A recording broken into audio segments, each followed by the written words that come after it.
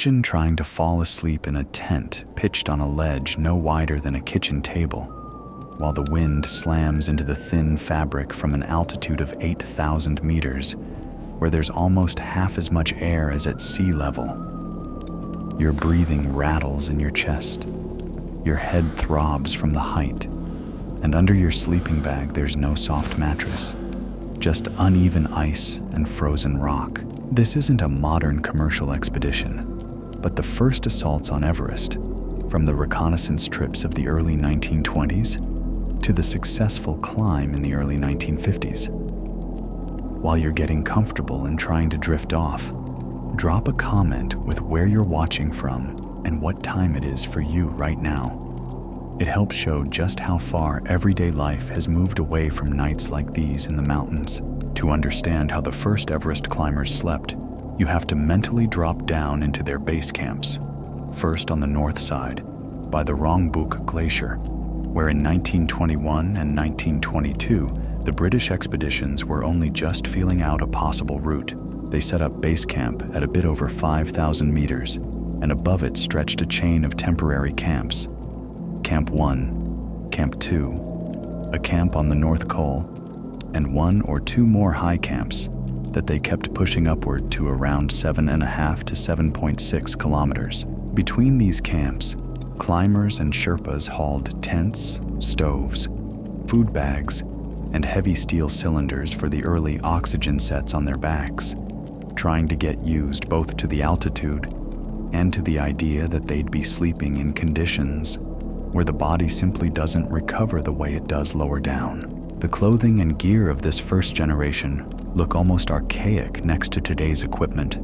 Multiple layers of silk, cotton, and wool, with windproof oversuits on top, warm leather helmets with fur linings, and heavy leather boots stuffed with felt and studded with nailed soles.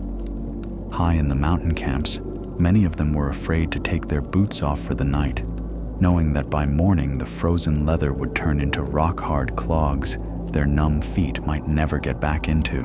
Their sleeping bags were thick and heavy, stuffed with wool or down, sometimes covered with extra blankets, but none of that changed the basic fact that the tent around them froze solid, and every breath turned into a crust of ice by their head, as if the night itself was growing a layer of frost. The tents they dragged up there were nothing like the light synthetic domes we're used to today.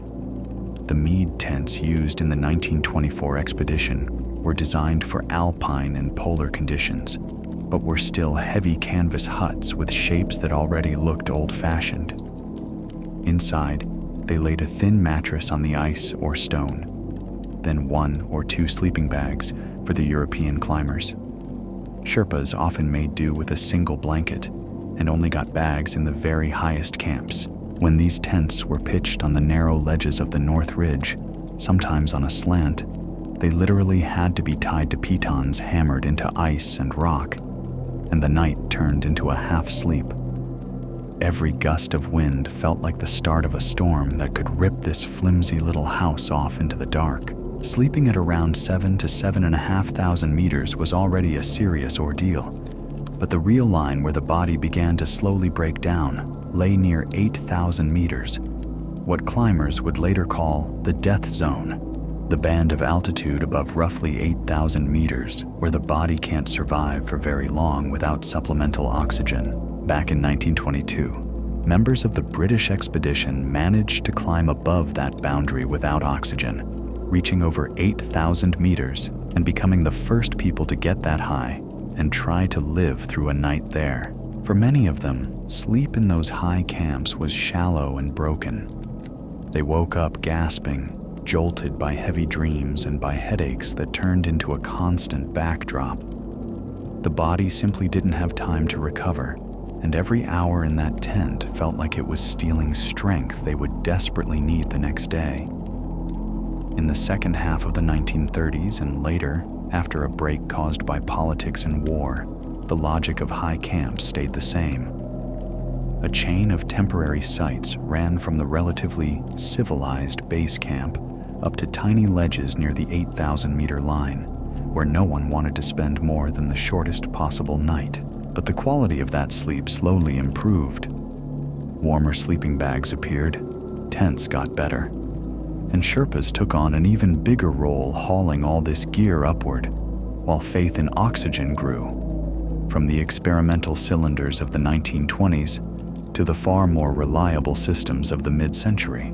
The real shift came when, after the war, the route moved to the southern Nepali side, and the 1953 British expedition set up base camp on the Khumbu Glacier at over 5,000 meters, planning from the start to live up there for weeks. Down there, down by Everest standards, the nights were still cold, but compared to the high camps, it was a place where you could almost breathe freely, drink hot tea, dry your clothes, and sometimes sleep almost like you would at home before heading back up to build the camps toward the South Col and the final high camp below the summit.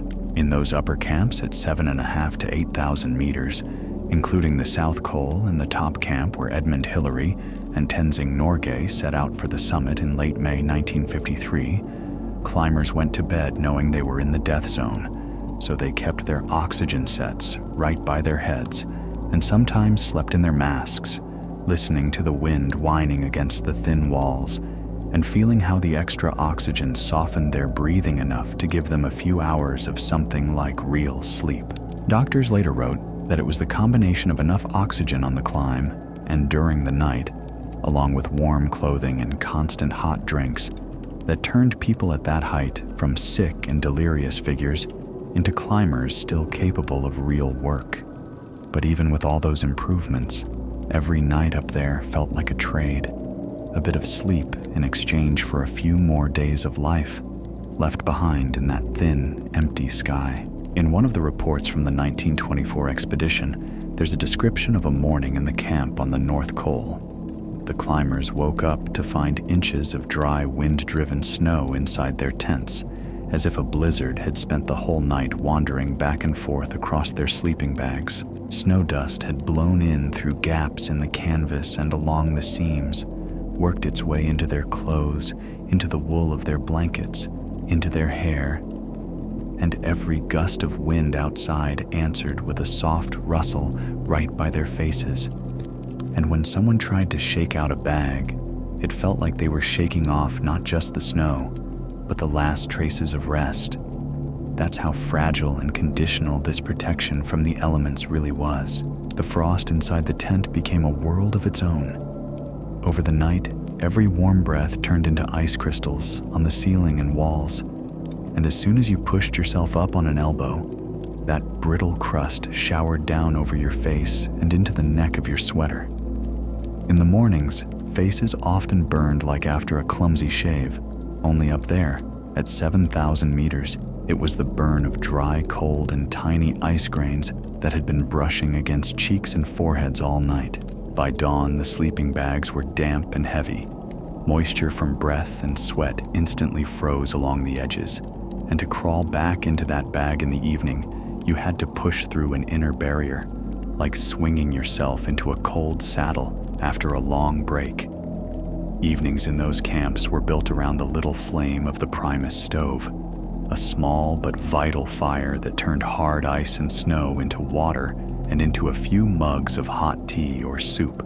To give a person at that altitude, even a few liters of fluid took tens of minutes of melting snow, and every gram of kerosene or paraffin had to be carried up on someone's back over ice steps and rock ledges, with every drop of fuel carefully rationed. So sometimes, 2 or 3 people would cram into a tiny tent, and the tea was poured literally by the sip, with the luxury of an extra mug only allowed if tomorrow promised to be a decisive push upward, and the body, worn down by altitude, really needed to be topped up. Mittens and gloves were dried over the Primus.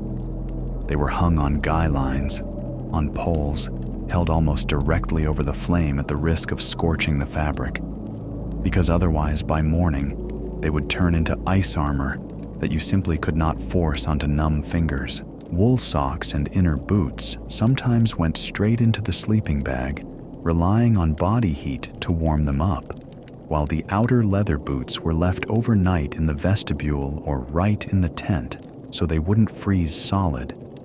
Otherwise, in the morning you had to thaw them with your hands, wasting precious time and warmth. Out of details like where to put a still warm flask or how to angle a mitten toward the fire, an entire science of survival emerged, and the right choices could decide whether a person would even be able to leave camp the next day. The high mead tents, which now look like rough relics from the age of wool and canvas, were real-life pods back then.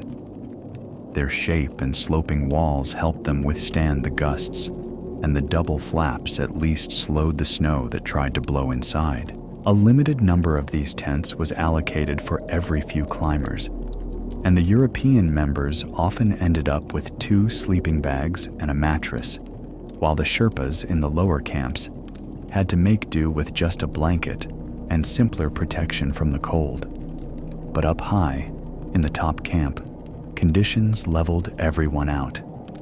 There, English climbers and Sherpas slept shoulder to shoulder in the same freezing bags, counting the steps to the summit and to the morning tea with the same tired focus.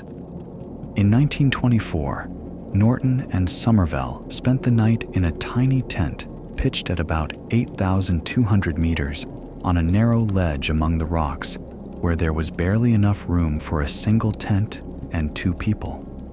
Outside the thin fabric, the darkness dropped straight into emptiness, into an icy void, and the thought that just a few layers of cloth separated them from hundreds of meters of air kept even those who could sleep anywhere from truly relaxing. They lay down without oxygen, knowing the night would be brutal, with sharpened shortness of breath and a crushing headache, but still chose to stay, understanding that without this overnight at that height, they would not have the strength for a summit attempt the next day. A little later in the same expedition, the camp that would go down in history as the final launch point for George Mallory and Andrew Irvine was also just a single tent on a narrow ledge. Camp 6, sized exactly for 2 people. The reports emphasized that the tent had only 2 sleeping places, which is why Noel Odell, on Mallory's orders, had to go back down to the North Col, leaving them that tiny island of fabric and rope in a world of ice and wind. For Odell, the night before their summit bid was almost sleepless. He remembered how, higher up the slope, people had literally pushed one another out of the tents when it was time to set off, because staying too long at those heights very quickly turned strong men into people on the edge of collapse. For Mallory and Irvine themselves, that last real night in a tent meant something brutally simple. If they did not return to that scrap of canvas by nightfall, they would not sleep again. Any attempt to survive the dark without shelter at that altitude would almost certainly be fatal. This was the harsh logic of sleep on Everest in the first half of the 20th century. Sleep stopped being rest and turned into a limited resource that had to be planned as carefully as oxygen or fuel. So many preferred not to lie fully down at all, sitting half upright in their bags for a long time, listening to the wind and to their own breathing, postponing the moment when they had to surrender to that anxious doze on the very edge of what is humanly possible. After the war, when attention shifted to the southern Nepali side of Everest, camps were laid out with all this experience in mind. Base camp on the Khumbu Glacier and the chain of high camps up to the South Col were planned so that people would spend as few nights up high as possible, especially above 7,500 to 8,000 meters. But even with more advanced tents and warm down suits, the South Col remained a place where the wind savaged the fabric, and any poorly secured guy line could give way and rip a shelter off its icy shelf. That is why the platforms for tents were hacked out of the ice and the snow was stamped down with extra care, anchors driven in as if every cord was a lifeline, which, in essence, it was, in the camp that in 1953 was numbered 9 and became the launch pad for Edmund Hillary and Tenzing Norgay. The Primus stoves with high-altitude burners ran late into the night, turning hard snow into water so they could drink as much as possible before the decisive day. The British expedition leader John Hunt stressed in his accounts that earlier experience had made one thing clear. Each climber needed at least several liters of fluid a day, so heaters and stoves became just as important as the oxygen gear. Hillary and Tenzing paid special attention to drinking their fill in that high camp, knowing that sleep would be broken, and that tomorrow they would be working at their limit in the death zone, where every extra effort comes at a steep price. By then, oxygen had gone from a controversial experiment of the 1920s to an almost mandatory part of life up high.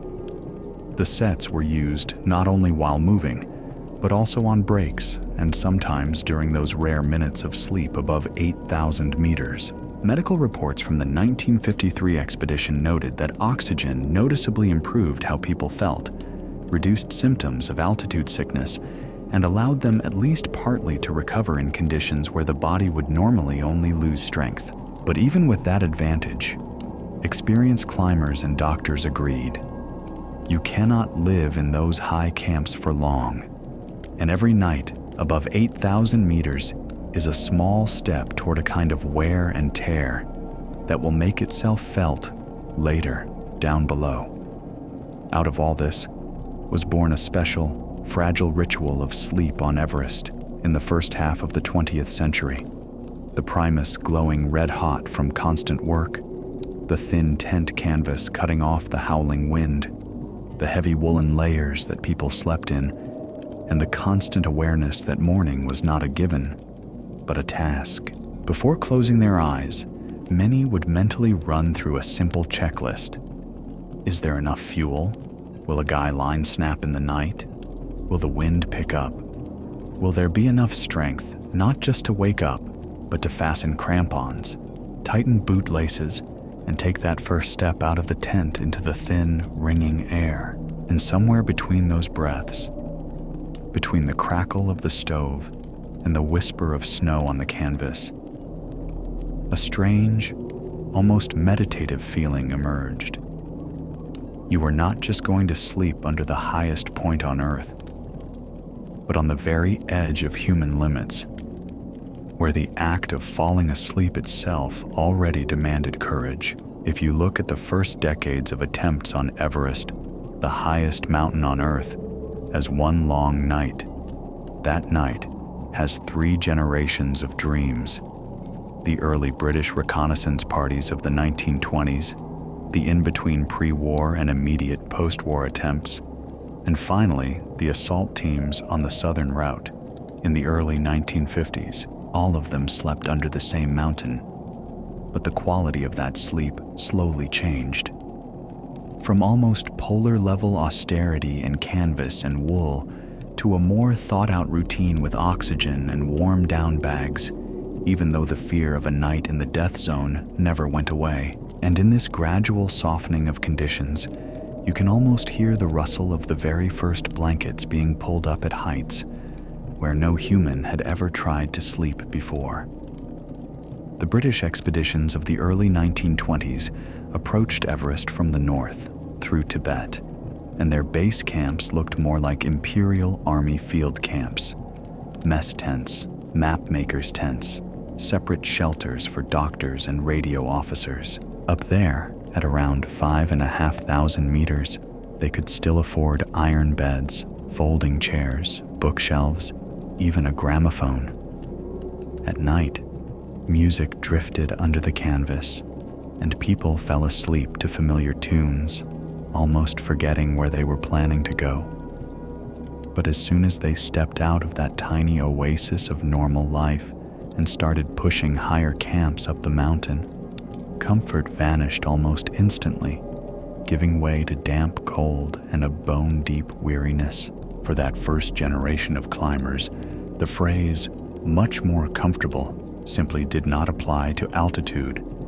For them, base camp, the North Col, and the high camps were all variations of the same harsh existence, just with different degrees of cold and lack of air. They slept in the same wool they wore during the day, sometimes only loosening harness straps and undoing a couple of buttons to give their bodies a brief break from the pressure of ropes and pack straps. And if down low they could still indulge in changing into a drier shirt, then above 7,000 meters, almost all clothing turned into a single damp, icy shell that was just carried from day into night. Those early expeditions made it very clear how different sleep was for the European climbers and the Sherpas. The British were given warmer bags and blankets, while many Sherpas at mid-level camps slept under heavy cloth and their own body heat, lying side by side to keep each other warm. This collective sleep was a continuation of their own mountain culture, where in Nepali and Tibetan homes, a single room and a single hearth often kept the whole family warm through the winter. In the high camps, this sometimes gave them a better chance of actually resting than their European partners, who out of habit tried to keep a bit of distance and ended up freezing alone in their individual cocoons. But the higher the camps climbed along the North Ridge, the more the altitude leveled everyone out. Around 8,000 meters, both British climbers and Sherpas slept equally badly, with pounding heads, labored breathing, and constant awakenings from the feeling that the air had suddenly been cut in half. Medical knowledge about the death zone barely existed back then, but observation showed a clear pattern. After an extra night high up, people moved noticeably slower the next day, became scattered, and made poorer decisions. That is why the expedition leaders tried to cut the number of nights above 7,500 meters to the bare minimum, even if it meant a much tougher push during the day. Between these early attempts and the post-war expeditions, not just time passed, but a major war, which brought advances in textiles, stoves, oxygen systems, and medical understanding of how the body behaves at altitude. In the 1940s and early 1950s, when Swiss teams and then the British approached Everest again from the south, their gear already included lighter, warmer down jackets, improved sleeping bags, and better stoves for melting snow. But even with this new arsenal, the basic physics of cold and thin air stayed the same. A night above 7,500 meters was still closer to an ordeal than to real rest.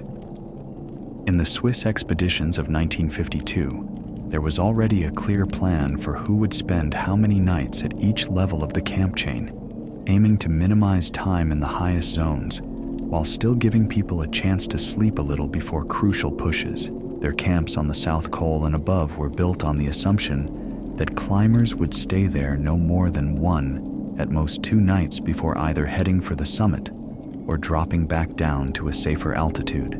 The British expedition of 1953 then adopted this approach and turned the principle, spend as little time as possible living in the death zone, into a strict system where every night high up was booked into the schedule in advance, an unavoidable but dangerous checkpoint. The difference between generations was especially clear in attitudes toward sleep above 8,000 meters, when Norton, Somerville, and their teammates accepted a night without oxygen. They saw it as a harsh but acceptable price, whereas by the early 1950s, such a choice already looked like a last-ditch, highly undesirable measure. Oxygen systems, refined from the 1920s through the 1950s, had become more reliable, and doctors noted that even a few hours of sleep with oxygen left people in noticeably better shape than a night without it. So, in the high camps, sets were placed right by the head, masks kept within reach, and some climbers went to sleep wearing them, knowing that without the mask, the night would turn into slow self-destruction. Meanwhile, life in base and intermediate camps was getting more and more organized. Doctors and leaders insisted that during the day, climbers drink plenty, eat high-calorie food, and try to catch up on sleep lower down, building a reserve of rest before going higher. In base camps, bigger mess tents appeared, where in the evenings they wrote up diaries, discussed the route, and warmed their hands on mugs of tea or hot milk and sugar drinks, getting themselves ready for the next stage. Sometimes there were even small stoves or more powerful heaters, which made the air inside less damp and gave clothes time to dry before late night, when everyone retreated to their sleeping tents. But the higher the line of camps climbed, the stricter the rationing became. In intermediate camps at 6 to 6,500 meters, there was less time for long evenings, and people tried to dive into their bags as soon as possible to hide from the cold. Primus stoves were lit only briefly to melt snow and cook the simplest soup or tea, and then fuel was saved, leaving just a small standby pot of hot water in case someone felt really bad. Here, sleep turned purely functional. Not about dreams or reflection, but about trying to give tired muscles at least a couple of hours of relative rest before tightening crampons again in the morning and stepping out onto rock-hard snow. In the high assault camps of this third generation, on the South Col and in the final pre-summit camp, every evening became a carefully rehearsed ritual with no room for chance. Laying out gear inside the tent, checking the guy lines, lining up oxygen bottles and masks, cooking and handing out hot drinks. The climbers tried not to waste a single movement, knowing that every bend, every effort cost them oxygen and strength they would need the next day.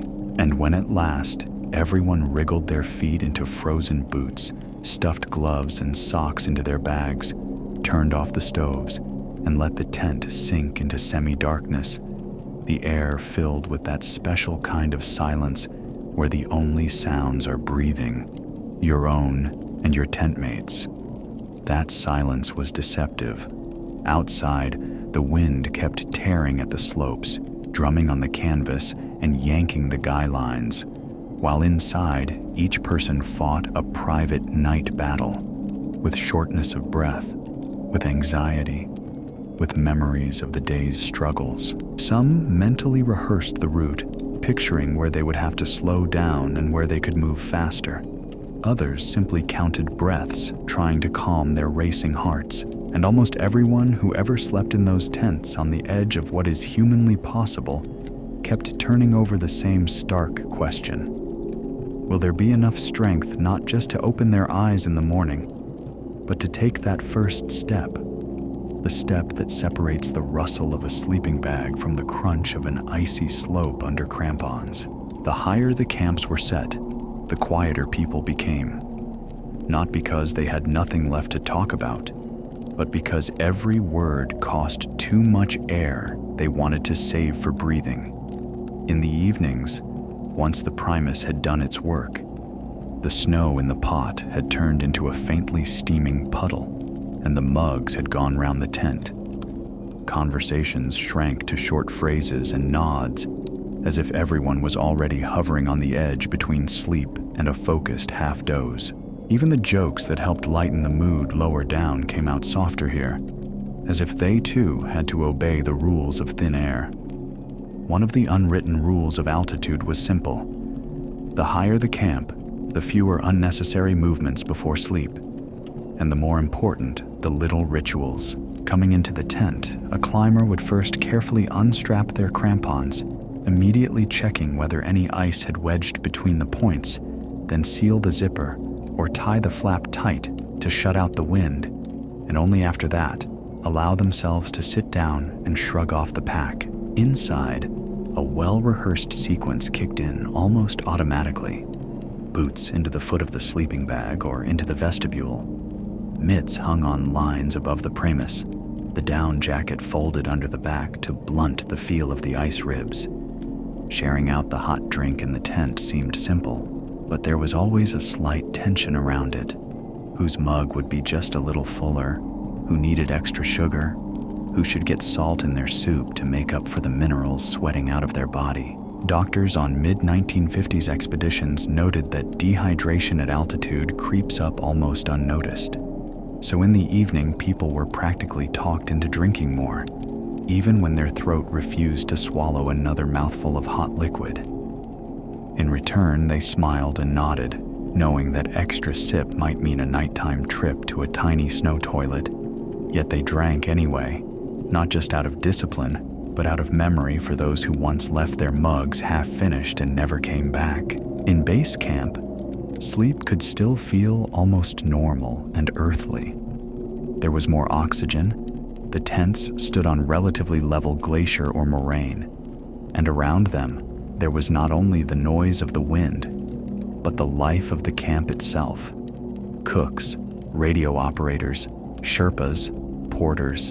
In the evenings, the big mess tents hummed with voices, sometimes music, the rustle of diary pages, and closing your eyes in your smaller sleeping tent, you could almost believe this was just a long mountain trek, not preparation for nights in the so-called death zone. But already by the first or second high camp, those familiar sounds faded away, leaving only wind, the occasional short remark, and the metallic clink of carabiners against rock. The intermediate camps at 6,000 to 7,000 meters were, in a way, the hardest psychologically. They didn't yet have the stark clarity of a summit camp, but the illusion of comfort was already gone. People arrived there exhausted, yet knew they might have to go down with a load the next day or haul it higher, so sleep felt like a brief pause halfway up a staircase. On such nights, many became acutely aware of how fragile their situation was. Up is too hard, down is too far, and the tent with its thin fly sheet could be described as nothing more than a polite form of agreement with the chaos outside. On the highest ledges, near the North Col or the South Col, the very idea of getting comfortable sounded like a joke. Under the sleeping bag were hacked-out ice steps or a roughly leveled stone slab, from under which sometimes came the dull cracking of a shifting glacier. People slept in helmets or fur hats, pulling jacket flaps tight under their chins, because somewhere, from some tiny gap, a thin, icy draft always found its way in, cold enough over a night to numb a neck or shoulder. And when, in the middle of the night, the tent began to shudder under gusts of wind, everyone involuntarily pictured that tiny scrap of fabric clinging to the slope from the outside. Like a toy, forgotten on the edge of a table, the tents themselves went through their own evolution over these decades, from heavy canvas huts with wooden or steel poles to lighter, though still bulky, constructions with reinforced frames. In the 1920s, canvas soaked up moisture, froze, and grew heavier, so in the morning, the fly sheet had to be literally peeled away from the crusted snow along the edges, like a curtain frozen to a window pane. Later, synthetic fabrics shed water and snow much better, but brought a new quirk. They snapped and rattled loudly in the wind, and many felt as if the tent spent the whole night talking to the storm, transmitting every gust straight into their sleeping bag. Oxygen sets also played very different roles in these nighttime scenes. In the 1920s, they looked like clumsy experiments that not everyone even dared bring into the tent, afraid of leaks or breakdowns.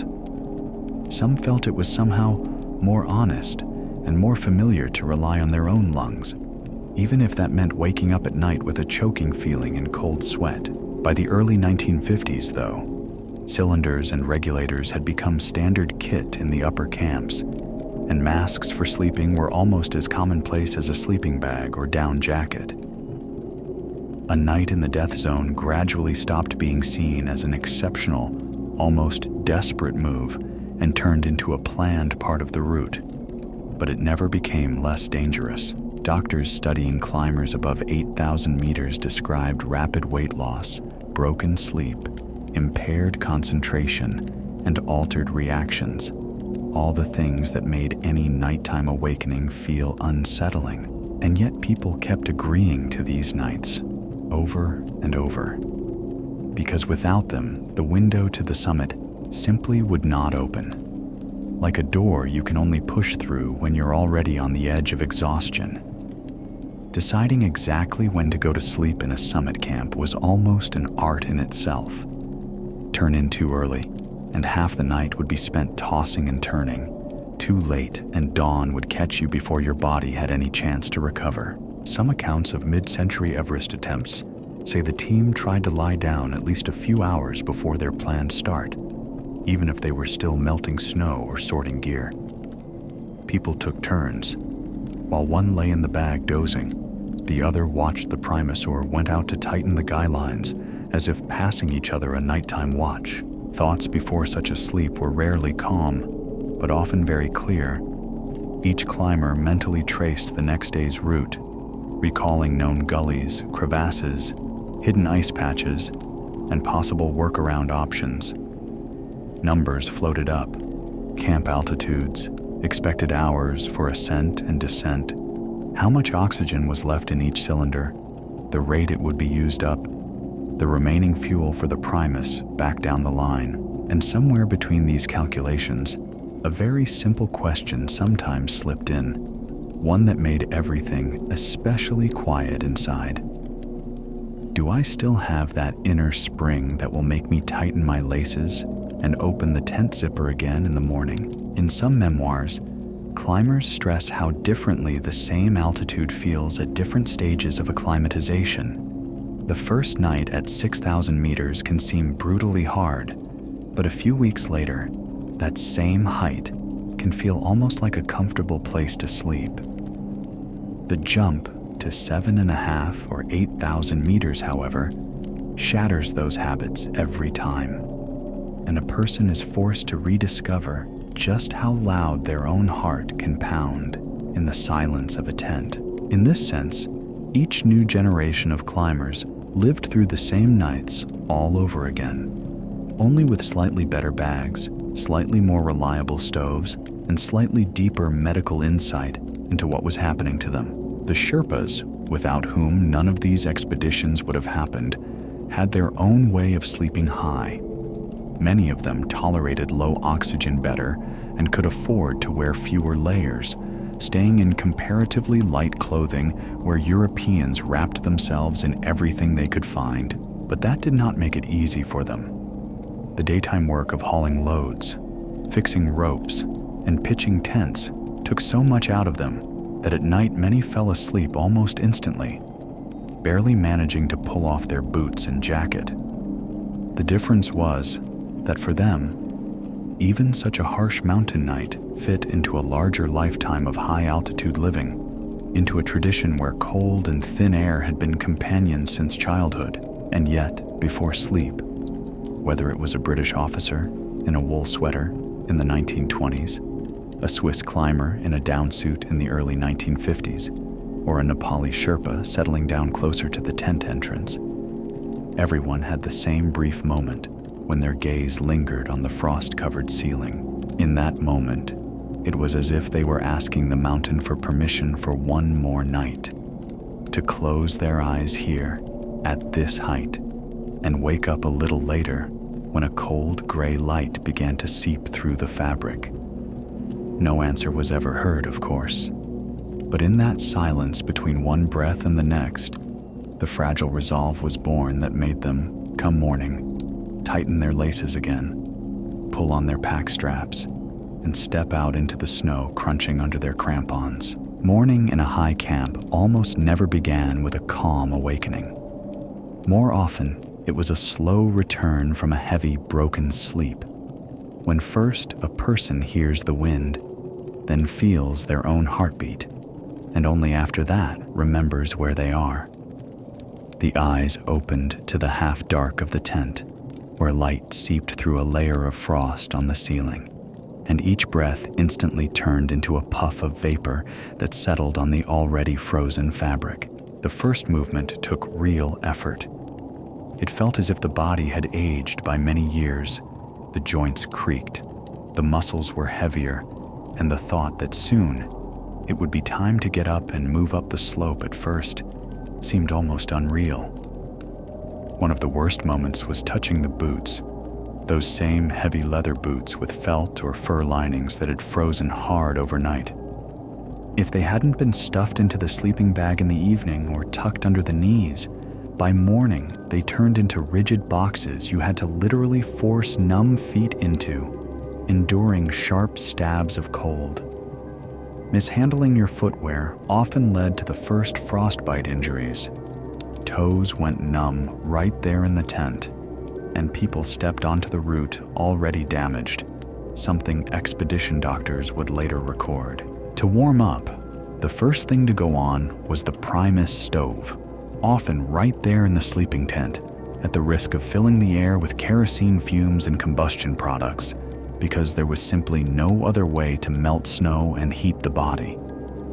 The metal shell of the Primus squeaked in the cold, and at first the flame came out uneven, in jerks, before settling into a steady jet under a pot once again filled with snow.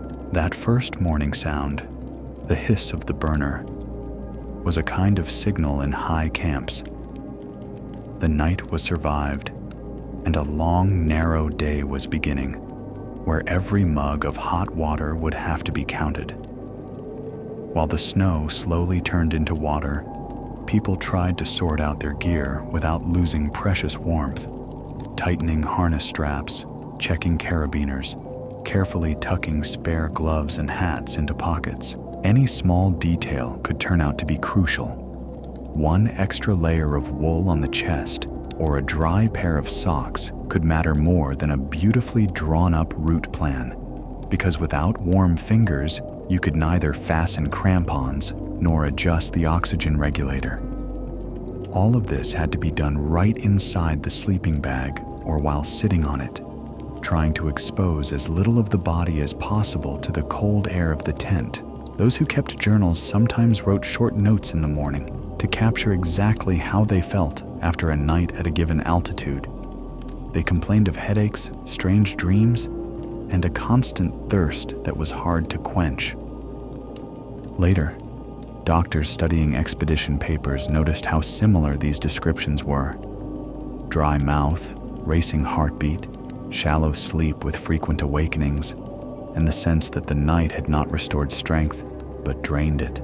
These notes became an important part of understanding what happens to a person in the death zone, where every morning after a night up high is already a small victory in itself. In the early expeditions of the 1920s, the team still did not have a full theory about the harm of staying above 8,000 meters for too long, but they already felt intuitively how hard such nights hit them. Different groups probed the limits in different ways. Some, like Norton and Somervell, slept very high without oxygen and later described crushing weakness and slowed thinking. Others, on the contrary, took down their high camps early, afraid for the team's health. But in every account of those nights, one common note sounded through. This was not the kind of sleep that gives strength, but the kind that slowly crosses those strengths off the page, like lines in a diary. By the early 1950s, attitudes toward nights at extreme altitude had become more calculated. Doctors and expedition leaders tried to work out in advance how many nights each climber could safely spend in the upper camps. Using oxygen while sleeping became one of the key differences between the early and later generations. What had once been seen as an experiment was now treated as almost mandatory, especially in summit camps. Reports from the 1953 British expedition directly state that oxygen use in the high camps helped preserve the climbers' working capacity and reduce the after effects of the nightly altitude stress. Even so, with oxygen or without, mornings on the South Col or in the final pre-summit camp began not with a feeling of energy, but with an inner negotiation. Go down right away before the weather turns, or try to use the current window and head for the top. Lying in a sleeping bag, a person weighed up their remaining strength, the oxygen left in the cylinders, the wind forecast, the time needed to climb and descend, and checked all of that against how they actually felt. Were their hands shaking? Were their thoughts getting muddled? Sometimes, the decision to abandon the climb was made in exactly that morning hour, when they had to answer honestly whether the night had become the line beyond which every step up would mean depletion, not progress toward the goal. Down in base camp, mornings had a completely different tone. People woke up later, were allowed to catch up on sleep, especially after coming down from high camps, and only then started the slow camp routine, fixing gear, sorting loads, planning the next rotations. Here, sleep played the opposite part. It was not a fragile, risky bet, but a fairly reliable way to recover, regain health, and come back from the strain of time spent high up. That is why the return from the upper camps to base is often described as a return to normal sleep.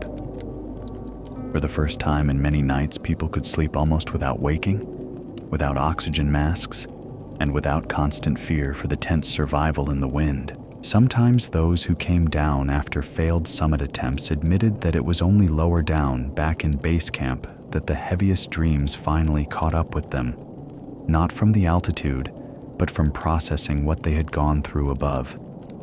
In their sleep, the nights on narrow ledges came back, the feeling of stuck breath, the sound of snow scraping against canvas, and they woke in far softer conditions, with the same painful thumping in their chest. In this way, memories of nights in the summit camps kept living on below, becoming part of the inner map of someone who had once gone all the way to the edge. As technical progress brought new fabrics, lighter tent poles, better stoves, and more comfortable down bags, one thing stayed unchanged: the price of every night at altitude. Even in later decades, when service and comfort in base camps improved dramatically, the summit camps above 7,500 to 8,000 meters hardly changed in essence. The same narrow ledges, the same howling wind, the same shallow sleep with the sense that the body was not resting but merely enduring. The experience of the first generations who went to Everest in wool, canvas, and heavy boots remained the benchmark against which everything after was measured, the first and harshest standard of a night in the high mountains. And if you try today, in the quiet of your own room, to imagine how these people fell asleep almost a century ago, the picture will always start the same way. A small tent on the edge of an icy slope, a few exhausted figures in heavy clothing, a primus still hissing in the corner, and a slow, careful slide into sleep, where every breath seems to sign a silent pact with the mountain. Up there, in the thin air, sleep stopped being an everyday routine and turned into an act of courage, quiet and invisible from the outside, but absolutely essential if you wanted to open your eyes in the morning and see the pale light above Everest's ridge. One of the most famous mountain nights of the 20th century is the one Edmund Hillary and Tenzing Norgay spent in their high camp below the summit of Everest in late May 1953. Their tent stood at around 8.5 kilometers above sea level on a windswept ledge just above the South Col, and that night became the thin line separating decades of failed attempts from the first confirmed success. But in that moment, for them, it was simply another cramped tent, a primus stove, 2 sleeping bags, and the clear understanding that if they did not get at least some sleep, they would not have the strength in the morning even to fasten their crampons, let alone reach the top. Their evening began with the usual routine: melt snow, drink as much as they could, eat something hot, even if it was just a basic concentrate or packet soup, and then carefully lay out all their gear for the morning so they would not be fumbling for a glove or goggles half asleep. Expedition leader John Hunt had made sure in advance that this camp would have enough fuel and food for the 2 of them to take their time and prepare calmly, rather than nervously dividing up the last crumbs. The medical advice was as strict as the climbing plan. Drink, even if you do not want to. Eat, even if you feel nauseous. and crawl into your sleeping bags a little earlier so your body could at least partly recover from the climb up to Camp 9. The tent they were settling into was no longer the heavy canvas hut of the early British attempts. It was a lighter but still solid design built to withstand hurricane-force winds, with snow piled around it on purpose to reinforce the walls. Outside, the wind was strong, but not destructive. And inside, two men, each with his own history on Everest, spread out their sleeping bags and down jackets so the night would not turn into an endless struggle with the cold. They knew they would not sleep deeply, but tried at least to reduce the number of times they woke shivering or with cramps in their legs, the kind of thing that plagued so many climbers at these heights. The oxygen sets in that tent took up almost as much room as the men themselves. Cylinders were stacked neatly along the walls. The regulators were checked yet again, and the masks were placed where each of them could find one almost automatically in the dark. By then, it was clear that without oxygen, a night at more than 8,000 meters became a form of torture. So they treated the sets not only as tools for the next day's push, but as a way to ease their breathing during the night. Accounts from the expedition describe how climbers tried to use oxygen even at rest at such altitudes, so that sleep could feel at least a little like recovery instead of slow exhaustion. At the same time, the memory of earlier generations never really left them. Stories of Norton, Somerville, Mallory, and Irvine's nights were told in the expedition circle not as legends, but as practical lessons. Where not to pitch a tent, how long you could stay high without oxygen, how fast strength could drain away. Hillary and Tenzing knew that more than 20 years earlier, climbers had already slept at almost the same height, but back then they endured it with almost no technical support, using primitive gear and experimental oxygen sets that often failed. Against that background, their own tent, with more reliable stoves and improved sleeping bags, felt both like a step forward and a reminder of the price paid for the first hard-won knowledge. Before they could even think about sleep, there was one more crucial task: preparing clothing and boots for the morning so they would not waste strength or risk freezing solid. Inner boots and socks were stuffed into the sleeping bags so that feet would not have to slide into icy armor at dawn, while outer boots were placed where they could stay within the relative warmth of the tent but not block movement in the cramped space. Gloves and overmitts were laid out by their heads or on their chests, ready to grab in the dark without climbing fully out of the bag and letting the cold flood in under their layers. Sleep that night was not imagined as a smooth descent into silence, but as a series of short dips and returns. A person would drop off for a few minutes, then wake from a strange dream or a loud slam of wind against the tent, check their breathing again, listen to their heartbeat, adjust the mask. High-altitude physiology makes sleep shallow. Breathing turns uneven. Brief pauses appear, and at each pause the body jerks itself awake, dragging the climber back toward consciousness. Doctors who later studied nights like these noted that in such conditions, the body hardly ever reaches the deep phases of sleep, which is why even several hours in a sleeping bag do not bring the freshness people are used to at lower levels. While Hillary and Tenzing fought for every minute of this fragile half-sleep, their teammates down on the South Col were going through something similar, but slightly less extreme.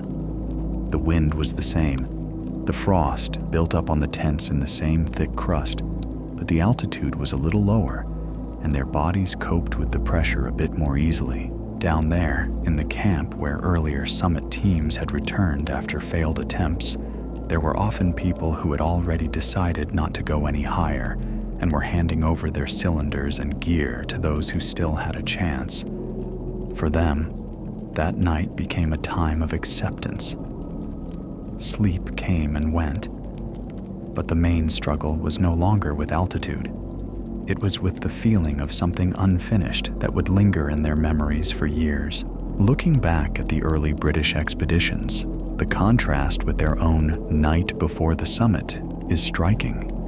In 1924, Norton and Somerville did not have such a refined oxygen system, and their decisive bivouac above 8,000 meters took place with almost no technical support at all. The cylinders and masks were heavy, awkward, and many saw them as more of a hindrance than a help when trying to sleep. Preferring to endure thin air rather than risk a malfunctioning set inside the tent, their little shelter stood on a narrow ledge, held in place by ropes and pitons, and every gust of wind threatened to turn the night into a fight just to stay attached to that tiny patch of slope. Despite the changes in gear, one experience was shared by both the reconnaissance parties of the 1920s and the summit pair of the 1950s. The silence inside the tent in the moment before the primus goes out. While the burner still hissed, you could hear mugs being shifted, the rustle of sleeping bags, last-minute questions about the next day's plan. But as soon as the flame died, those sounds seemed to go with it, leaving only the wind and breathing. At that point, each climber was effectively alone with a single question. Was he truly ready to get up in that cold, put on frozen boots, and step-by-step climb a slope that had already claimed many lives? The emotional tone of such nights was often described much later, in memoirs and interviews. Fear and calm mixed like layers of snow and ice.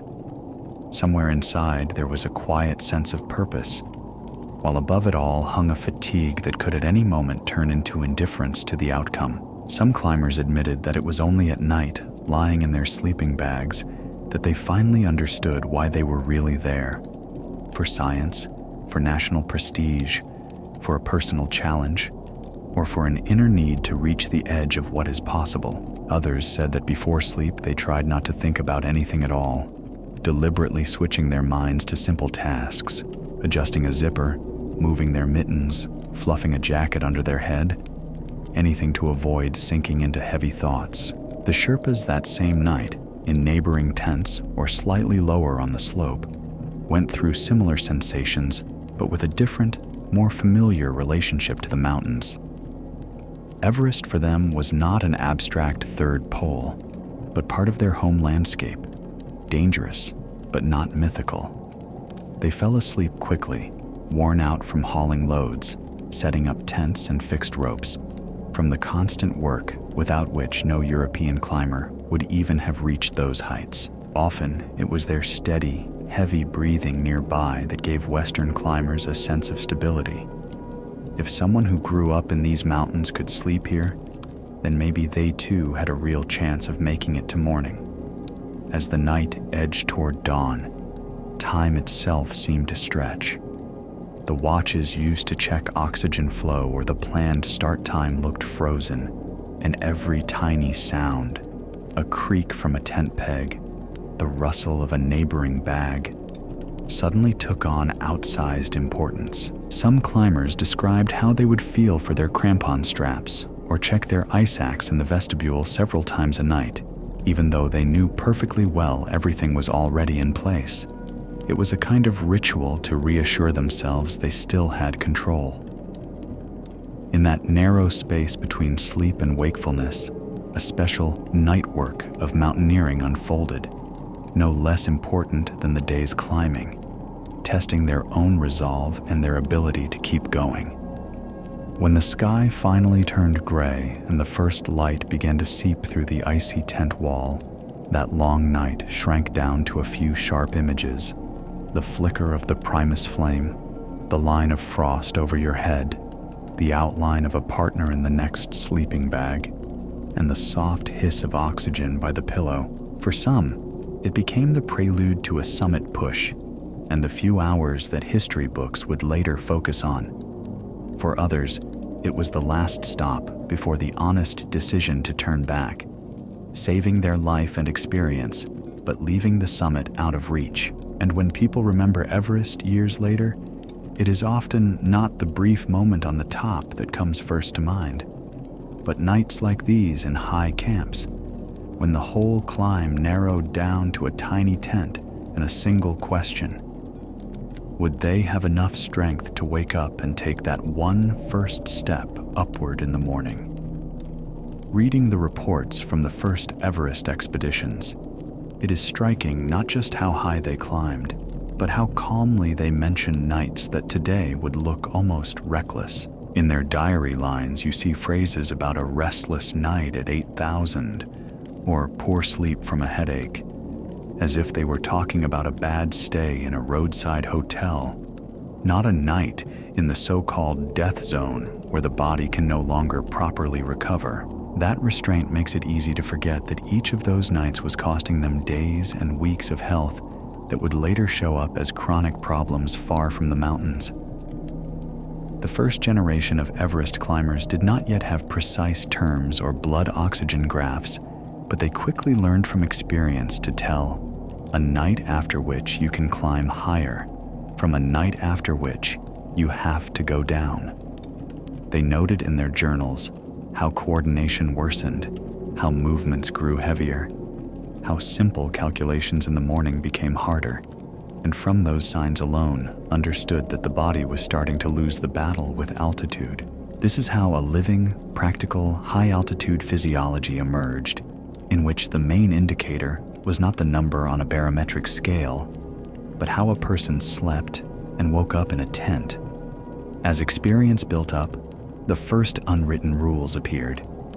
How many nights you could spend at a given height, how long to rest between pushes, how long you could safely stay in a high camp without jeopardizing the whole expedition. Leaders, relying on medical reports and their own observations, tried to limit nights above 8,000 meters to 1, at most 2, for the entire climb, knowing that every extra night up there was a step toward collapse. On paper, those overnight stops looked like thin bridges across a void. Step out on them once too often, and the bridge might not hold. Sleep became a kind of gauge for acclimatization. At 6,000 meters, climbers might still fall asleep relatively quickly and get at least some rest. But at 7,500, even well-prepared team members often described ragged dozing and waking, with no feeling of recovery at all. Doctors observed that at such heights many people had markedly higher breathing and heart rates even while asleep, meaning their bodies were still working in ascent mode, as if they were still moving up the slope. As a result, the same number of hours on the clock produced a night that was 2 or 3 times poorer in quality than a night at sea level. It is telling that reports from the 1920s and 1930s also include subtler observations. Climbers noticed how their dreams changed as they gained height. At mid-altitudes, many dreamt of home, family, green valleys, as if the brain was trying to compensate for the monochrome white and gray world outside the tent by bringing back colors and sounds it missed. But up near the limit, dreams turned fragmentary and anxious, often involving choking or falling, and people woke with pounding hearts and a few seconds of total disorientation. For the second and third generations, the Swiss teams in the early 1950s and the British party that finally succeeded via the South Col, sleep became an even more calculated factor. They carefully planned who would spend the night in which camp, how much oxygen would be burned not only on the climb, but also at rest, and how fast the summit team had to descend so they would not spend unnecessary hours in the death zone. The phrase, climb high, sleep, and descend gradually turned into standard operating procedure, not a bold improvisation on the face of the mountain. Gear advances reshaped camp life at night as well. Lighter down bags trapped heat better, synthetic tent fabrics froze less and dried faster, and improved stoves used fuel more efficiently when melting snow. Yet, paradoxically, the more comfortable the gear became, the more sharply climbers felt the purely physiological limits, that boundary beyond which no tent could turn a night into real rest. This realization pushed them to listen more closely to their bodies. If someone stopped sleeping, even in a warm bag, that was treated as a worrying sign, not just a bad night. The Sherpas, many of whom had walked the route from base camp to the high camps dozens of times, became a living encyclopedia of how best to burn through nights at different heights. They seemed to know by feel when a single night was enough for acclimatization and when a second one was needed, and how fast you had to move a weakened climber down to give them a real chance to recover. Their ability to fall asleep almost anywhere amazed Europeans, but even they admitted that mountain hardiness did not cancel physiology, and staying too long up high was dangerous for everyone. Over time, the reports filled up with numbers: the approximate height of each camp, the number of nights spent at each level, the total oxygen used, heart rates measured in the morning after high-altitude nights. These figures were then compared with successful and failed summit bids, leading to changes in schedules meant to give climbers slightly better odds on the key day. Nights when people were simply trying to survive in their tents gradually became the foundation of a more scientific approach to planning extreme altitude expeditions. Behind all those charts and diagrams, though, lay very personal stories in which sleep on Everest became more than a basic physical need. One climber remembered how, on some narrow, icy ledge, he suddenly felt an unexpected calm, as if the wind, the beating of his heart, and the creaking ice had merged into a single steady rhythm, and fear had stepped back for a while.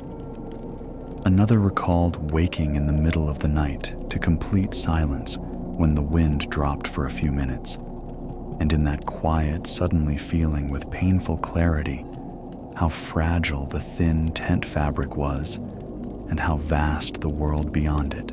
Looking at the history of Everest ascents as a whole, it is clear that the early decades of sleeping and bivouacking on the mountain largely determined how people would tackle the highest peaks afterward. Climbers learned that you cannot live at around 8,000 meters without consequences, that every extra night there is not just added fatigue, but a debt the body will struggle to repay. They realized that the silence inside a tent, the rustle of frost, the slow breathing of sleeping partners are not just background noise, but a key part of the high-altitude game, where success depends not only on the steps taken in daylight, but also on how a person gets through their most fragile hours in sleep. When you look at the first decades of attempts on Everest as one continuous timeline, it becomes especially clear how the nights themselves turn into a kind of measuring stick for progress. From damp canvas tents and wool blankets to carefully planned high camps with oxygen sets by your head at night, each new generation of climbers did not just plant flags higher, they also learned to sleep a little warmer, a little safer, a little more deliberately. And in that quiet nighttime experience, there was sometimes more evolution than in the summit pushes themselves. Years and sometimes whole decades passed between major expeditions.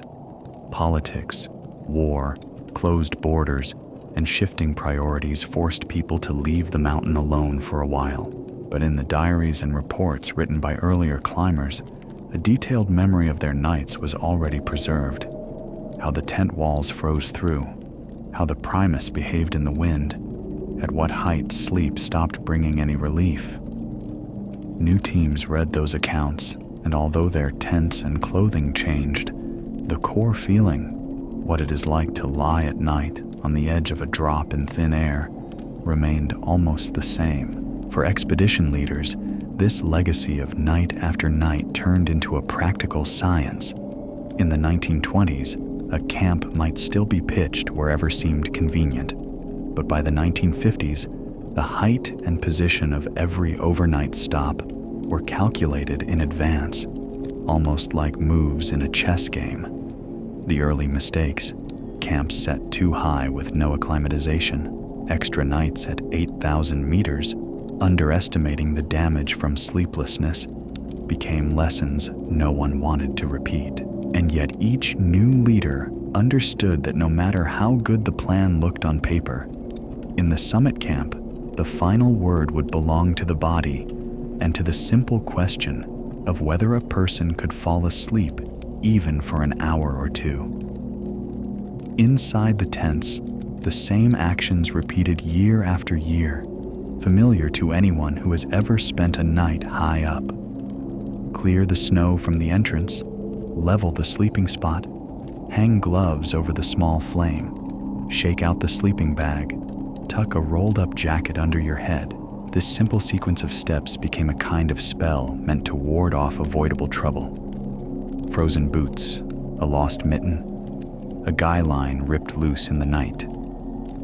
Even as the materials changed, wool to down, canvas to synthetics, heavy steel to aluminum, the essence of the evening ritual stayed the same, as if inherited from those first camps on the North Pole. Sleep in those tents was almost never a purely solitary thing. Even when each person lay in their own bag, everyone unconsciously listened to one another, to breathing, to rustling, to how often a neighbor tossed around or broke into a painful cough. That shared nighttime space bound the team together in a special way. If someone began to moan in their sleep or suddenly bolted upright, gasping, the others woke almost instantly, as if to a shared alarm. Down in base camp, this mutual alertness could still go unnoticed. But higher up, on narrow ledges, people slept not only side by side, but almost for one another, backing up a partner's fragile rest with their own half-wakefulness. At night, differences in character came out sharply. Some kept cracking jokes and telling stories to drown out the pounding wind. Others withdrew into themselves and barely spoke after sunset. Some fell asleep the moment their cheek touched the inside of the bag, while others lay awake for a long time, listening to every rustle and footstep outside as the Sherpas adjusted guy lines. But once the tent filled with the steady noise of breathing and the sounds outside faded away, those differences seemed to dissolve into a common rhythm set by the altitude itself. The first expeditions learned that the best way to get through a night high up was to arrive at it as rested as possible down below in base camp, with extra sleep in the bank. So there on the glacier or moraine, they often allowed themselves a bit more rest than strict military discipline would suggest.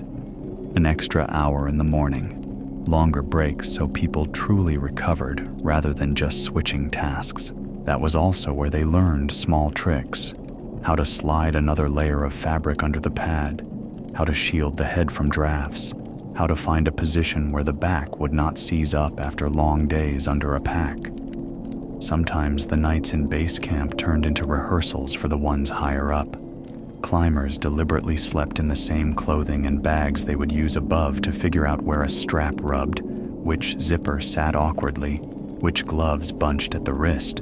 It seemed trivial compared with the huge goal of the summit. But exactly such details could turn into a source of sleeplessness up high. And that meant weakness the next day. Among the tents ringed by ice towers and moraine walls, a special culture of attention to the night took shape, not just to routes and fixed lines, but to how a person slept, what they slept in, and with what thoughts they closed their eyes. A special place in Everest's night history belongs to those who never reached the summit, but left detailed accounts of their bivouacs that became part of the shared experience. Their stories of snow hissing against the tent, of chilling dreams, pounding headaches, and sudden attacks of loneliness at altitude were later read by those who would go higher and come back. In a sense, many successful summit bids rested not only on fixed ropes and beaten tracks, but also on these nighttime confessions that frankly admitted how frightening it can be when, in the dark, the tent feels like the only thin line between you and the void. And if you try, quietly and almost in a whisper, to draw a line under this early pre-war and post-war era of Everest climbing, it turns out that its main legacy is not just new routes and altitude records, but the emergence of a completely new human experience. The ability to lie down to sleep voluntarily, where the air no longer allows deep rest, where every gust of wind makes you flinch, and every dawn forces you once again to prove that the choice to go on was conscious. In that ability, there is something deeply human. To accept your own fragility, not deny the risk, and still tighten your laces in the morning, push aside the tent flap, and step out to meet a new day that just the night before in your sleeping bag seemed almost out of reach. By the time several generations of climbers had come and gone on Everest's slopes, the image of a night in a high camp had become something familiar, almost archetypal. A small tent, a hacked-out ledge on ice or rock, the hiss of a Primus stove, and the heavy breathing of people whose lungs stopped working like they do at sea level a long time ago. Over the decades, from the reconnaissance parties of the 1920s to the successful teams of the 1950s, materials changed, tent shapes changed, jacket designs changed, but one thing stayed the same.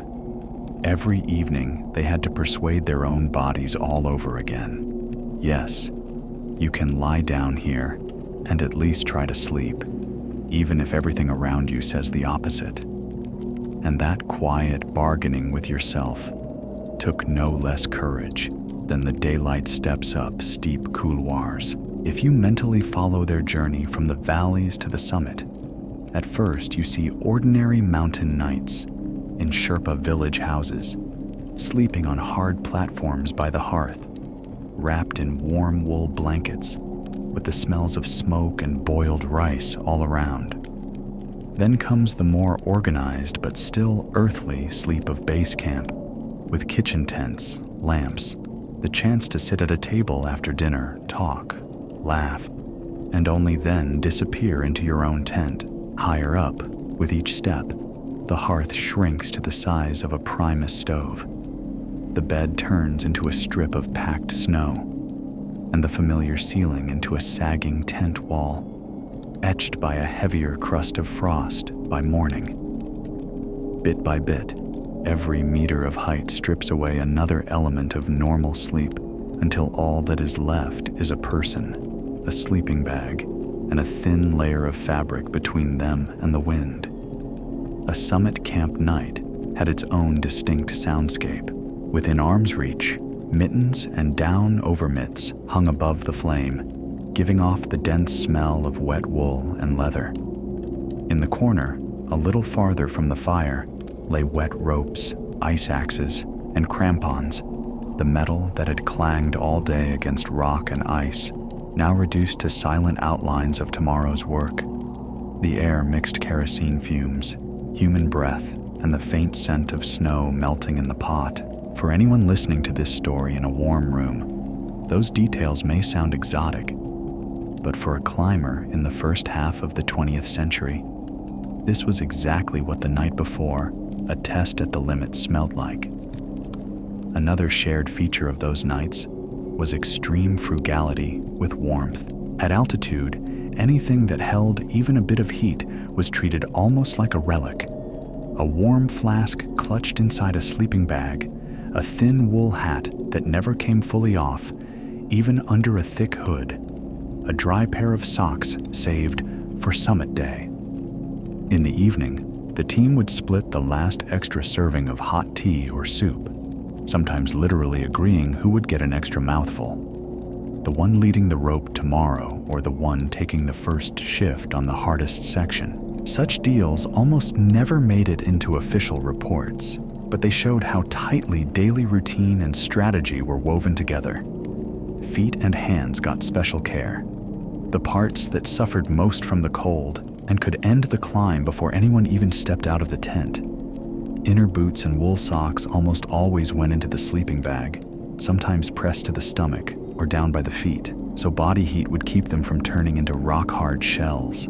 Gloves were arranged so that one warm pair was right at hand and a spare set a little farther away, in a parka pocket or tucked inside the jacket, for emergencies. Waking in the night from the cold, people sometimes reflexively reached out to make sure everything was still in place, less from fear of losing gear than to calm themselves. Morning would still be something they could manage, not pure chaos.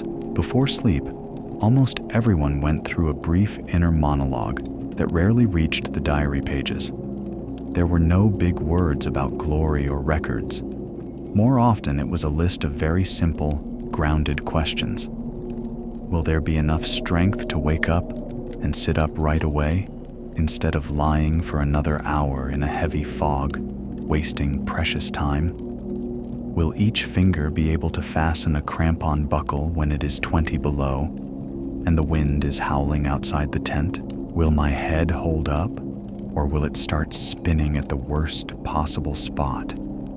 In those thoughts, the summit assault broke down into a chain of morning actions. Get up, pull on boots, clip in the mask, pick up the ice axe. And it was those actions, not the distant sight of the summit, that really decided how the day would go. Sometimes sleep came quickly, simply from physical exhaustion. After a day spent hauling loads between camps, cutting platforms and chopping steps into the ice, the body just shut down as soon as the head touched the sleeping bag hood. Even then, though, the sleep was shallow. One hard shake of the tent from the wind, or a partner's breathing shifting into a cough, and people jerked awake as if someone had called their name. At other times, when they were less tired, it was anxiety that kept them awake. Thoughts about the next day's section, changing weather, teammates above or below, memories of those who had never come back. Amid that chorus in their heads, the only truly soothing sounds were the steady hiss of the Primus or the calm breathing of a partner in the next bag. Against all this, modern sleep, for the person listening to this story in their own room, stands in sharp contrast.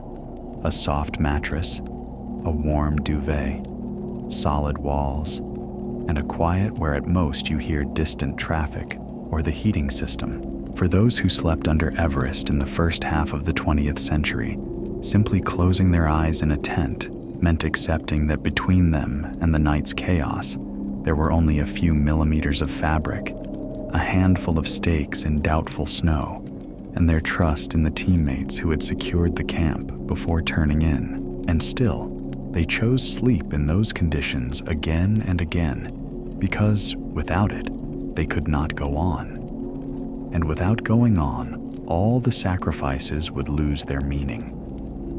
Seen more broadly, the experience of these summit camp nights became part of a larger story about how humans sleep in extreme places at all. In those same years, soldiers were fighting and falling asleep in trenches, polar explorers in frozen huts on drifting ice, sailors in cramped bunks on distant voyages. But Everest nights were different because the goal itself, the summit, was not a survival necessity, but a voluntary choice. And each night high up seemed to ask, do you really need to go where sleep is almost impossible? That is why stories of sleeping beneath the highest point on Earth resonate so strongly, even with people far from the mountains. They recognize an ancient human effort to make a hostile space habitable, if only for a few hours. Over time, the sum of all these personal nights turned into a kind of catalog of mistakes and discoveries.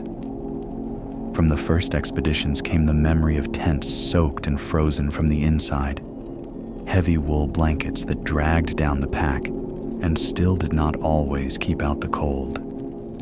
From the later ones came warm down bags, better tents, more reliable stoves, and oxygen gear that let climbers recover at least partially, even in the death zone. Along with that, though, came another realization. No technology cancels the fact that every night up high has to be planned like a serious climb, with every detail counted, from the fuel left to the way a particular person tends to sleep. That understanding became one of the most important invisible contributions of the early expeditions to the safety of all who followed. Many climbers, once back home, spent years remembering not the moment on the summit, but isolated episodes from those nights. Someone recalled waking with a pounding headache, groping for a mug of water that was still barely warm, and feeling how that one sip quite literally pulled them back to life. Someone else described the wind dying for a few minutes and the stars suddenly shining through the thin fabric, so close and bright it felt as if a hand could reach them. Somewhere on a narrow ledge, another climber lay listening to a partner's breathing until he was certain the man was simply asleep and not unconscious. Half forgotten and rarely written down in full, these moments remained the most precious fragments of their memories of the great mountain. And perhaps the most important thing in all these stories is that no matter how technology and routes change, the need for a nighttime refuge remains the point where fear meets trust, exhaustion meets hope. Everest in the first half of the 20th century showed this with painful clarity. To reach the summit, it is not enough to place one foot after another on the ice. You must also learn to close your eyes where sleep itself feels like a risk. And when someone today slowly drifts off in a warm room to the sound of these accounts, for a second, they are lying next to those people in their frozen tents, hearing the same wind and sharing with them the one thing that truly connects mountain and climber until dawn. A fragile but necessary sleep that holds them together for just a little longer. By the middle of the century, it had become clear. On Everest, sleep isn't rest. It's a tool you have to handle as carefully as a rope, an ice axe, or an oxygen set. And the whole expedition reorganized its life so that every night worked for the goal, not against it.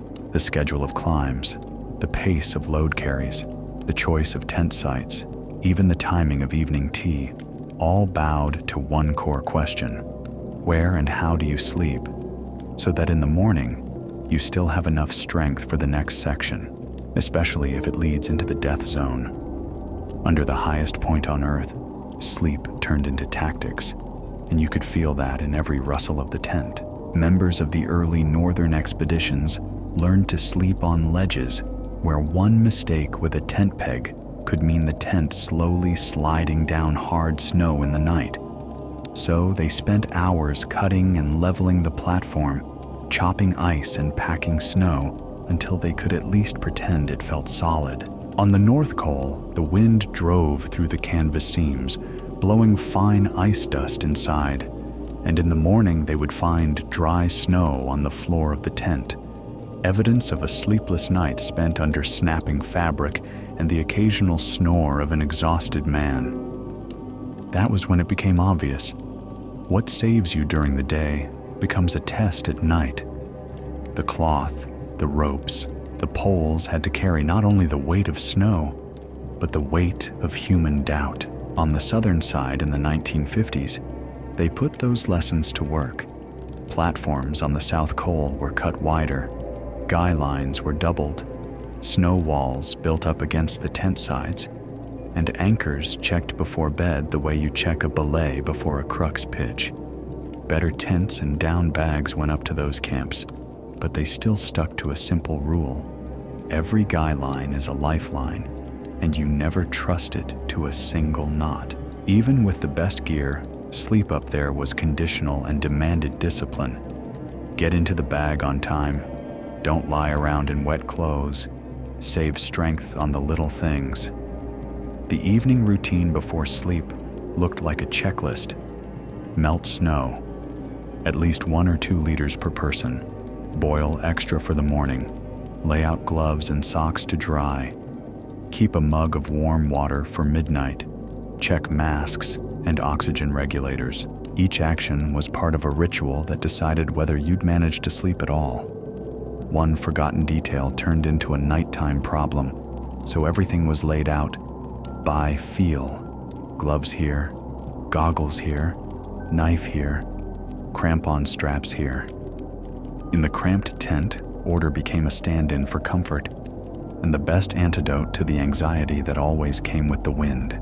The way the body felt at altitude was the same for the reconnaissance parties of the 1920s and the summit teams of the 1950s. Heavy head, light and broken sleep, sudden awakenings from lack of air, heart racing as if the body was still climbing even while lying in the bag. Medical notes pointed out that deep sleep phases almost never occurred. So after a night above 8,000 meters, people felt wrecked, even if they had lain motionless for hours. That was why oxygen by the head was valued so highly. It smoothed out breathing and let the body claw back at least a little of what a normal night's rest should give. The generational gap showed most clearly in how they treated oxygen. In the 1920s, many still slept high without it, distrusting the clumsy sets or seeing them as an unnecessary crutch, whereas by the 1950s, having a mask within arm's reach was normal, and sometimes they slept with it on. Medical records stressed that a few hours of sleep with oxygen at extreme altitude reduced symptoms and preserved working capacity, a difference you could feel immediately in the morning when you tried to tighten crampons and heave on a pack. Oxygen stopped being a trick and became part of the night strategy, alongside hot water and dry socks. Tiny domestic details meant almost everything. Inner boots and socks into the bag, gloves on lines above the stove, outer boots in the vestibule, but out of the wind so they would not freeze into rock-hard shells by dawn. No one up high laughed at the climber who slept with a warm bottle in their bag. Sometimes that hot cylinder against the chest was exactly what kept off a night of shivering and pointless tossing and turning. Those who forgot about their boots or gloves paid for it in the morning with lost time and numb fingers, a price that could kill a summit bid before they'd even left the tent. The Sherpas were the quiet keepers of the night. They hauled the fuel up, pitched the tents, tightened the guy lines, and then slept fast and deep as the altitude allowed. Their steady breathing often calmed Western climbers better than any sedative. They were also the first to fire up the Primus before dawn, so that the tent filled with that familiar whisper of flame and steam above the pot, a sign that the night was backing off, and that soon they could step into the wind with something warm in their stomachs and a full bottle instead of an empty one. Without them, the night ritual fell apart, and with it, the chance of waking up with any real strength. They tried to cut nights at extreme heights to an absolute minimum. One extra night at 8,000 meters was not extra reserve, but extra debt that the body would demand back the next day on the slope. So the schedules were built so that living high was kept just long enough for the weather window and summit start. And then it was straight down to where sleep could start to heal again. That logic grew out of hard mistakes and became an unwritten law of altitude. Even the sounds of the night turned into an alphabet. The crack of the tent wall meant a gust, time to check the guy lines. A strange, heavy silence meant a dangerous snowfall and drifted lines by morning. A sharp, metallic clink was someone else's gear, or an ice axe slipping in the vestibule. Climbers learned to listen the way polar explorers and sailors do, and to read those signs to decide when they could steal another minute lying down, and when they had to sit up half awake, pull on a jacket, and go out to tighten a knot. Sleep and half-sleep became part of a watch system each tent stood through the night. And yet, in every decade, there was one unchanging moment worth holding out for. When just before dawn, the wind eased a little. The tent fabric grew lighter, and the inside began to smell of hot water and wet wool, as if the world was handing a person back the right to a morning. For a few minutes, even at 8,000 meters, it felt as though the night really had ended, taking with it the anxiety, the doubts, and the endless tally of steps, liters of fuel, and bar of pressure left in each cylinder. One thing remained: fasten the boots, put on the mask, crawl out into the cold, and find out whether there was enough strength left to make that first step upward. By the time this first chapter of Everest's history had unfolded into a chain of expeditions, from the reconnaissance parties of the 1920s on the northern side to the summit teams of the 1950s on the southern, it became clear how nights in high camps had quietly shaped the very culture of high-altitude climbing. The same tricks first discovered in canvas tents on the North Col later reappeared in warmer domes on the South Col. The same flasks clutched to the chest, the same boots stuffed down into the bottom of the sleeping bag, the same careful counting of tomorrow's steps before closing your eyes. And when people later began talking about the death zone, those heights above roughly 8,000 meters where the body can no longer recover, behind that term stood not only instruments and graphs, but hundreds of nights spent in tents, shivering in the wind-shaken half-dark. What's especially telling is that throughout the first half of the 20th century, Everest never became a place to live, even for the most experienced climbers. Nobody stayed there long, and nights high up were always temporary bridges between advances and retreats. Base camp could still feel like a seasonal village where people lived, worked, and recovered for weeks at a time. But every camp above 6,000 meters was essentially a large, organized bivouac, pitched and dismantled as the line of the climb moved up and down. In those temporary homes, sleep never became a habit. At best, it was a short-term truce with the mountain, as if each evening people were once again asking permission to remain under its walls until morning and be allowed one step higher. Looking at the climbing chronicle from those years, at the dry notes about who spent how many nights at which altitude, you start to realize that every number hides very specific physical sensations. The burn in the lungs after a night without oxygen, the strange lightness in your step after sleeping with a mask on, the dull headache that never really let go, day or night.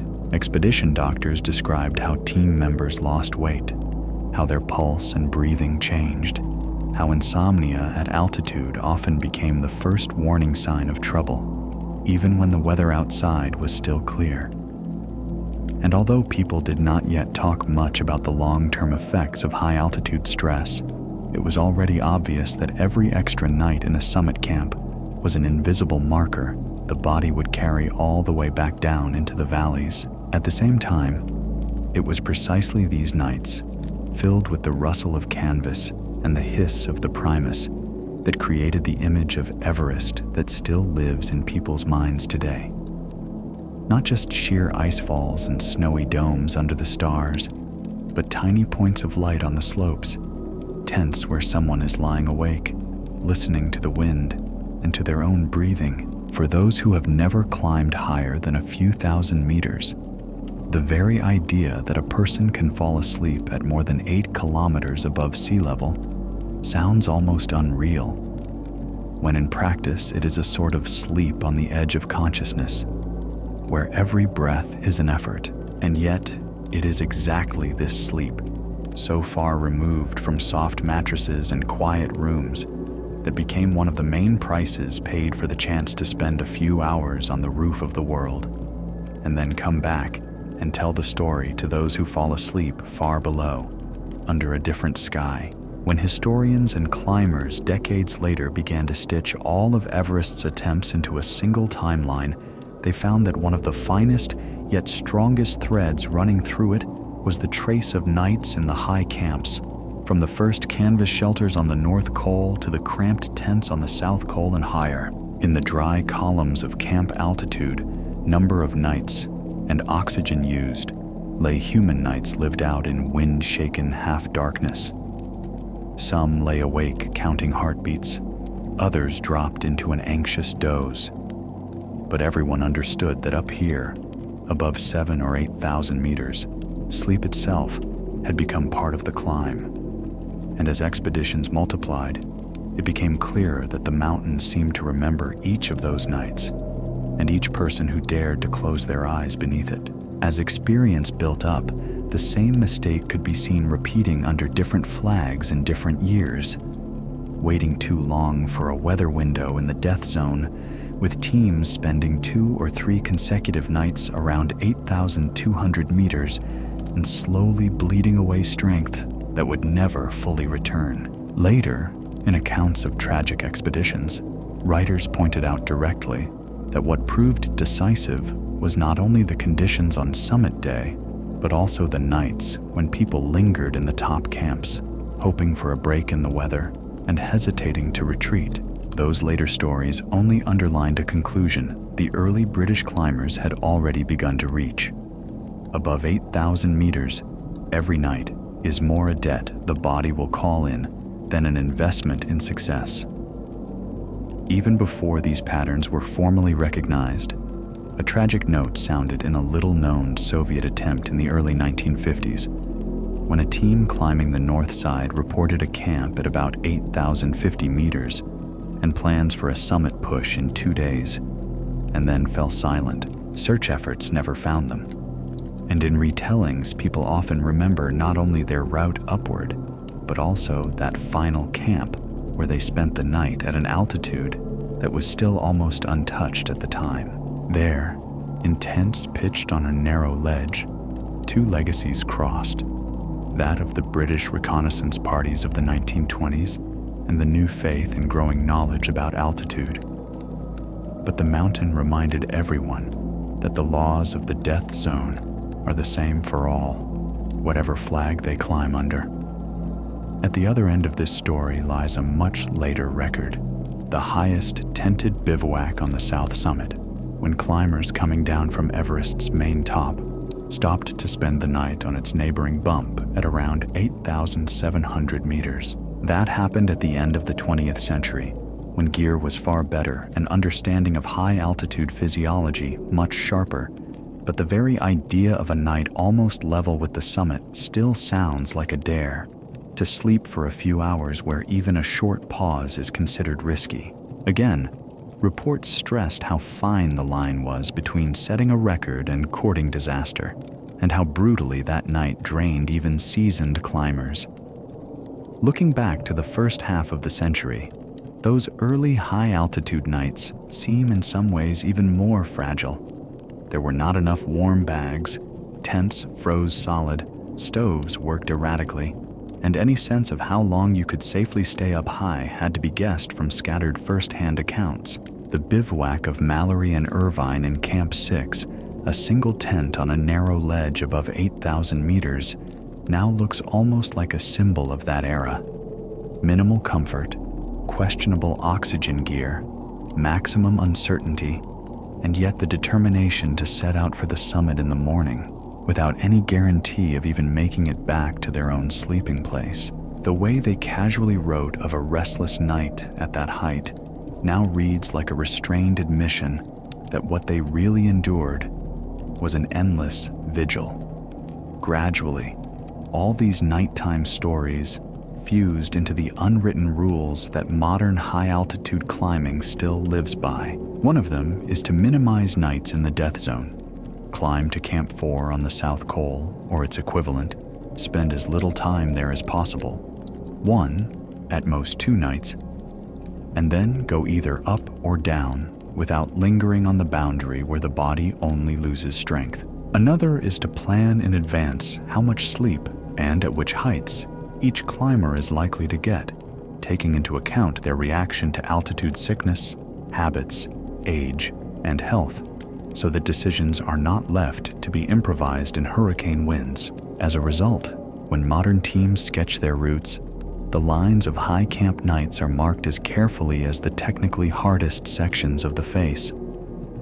Standard South Col campaigns today usually include 1 night in Camp 4, around 7,900 to 7,920 meters, where tents are anchored with stones and nets on a platform that sits squarely in the death zone. Teams leave this camp for the summit in the deep of night so that they can clear most of the route by midday and avoid being caught high up in the dark, and if possible, drop straight back to Camp 2, weather and strength permitting. That night in Camp 4 is no longer treated as a roll of the dice, but as a carefully scripted move that must be followed by a rapid descent if climbers are to avoid repeating the long, fatal bivouacs now retold in Everest's chapters on disaster.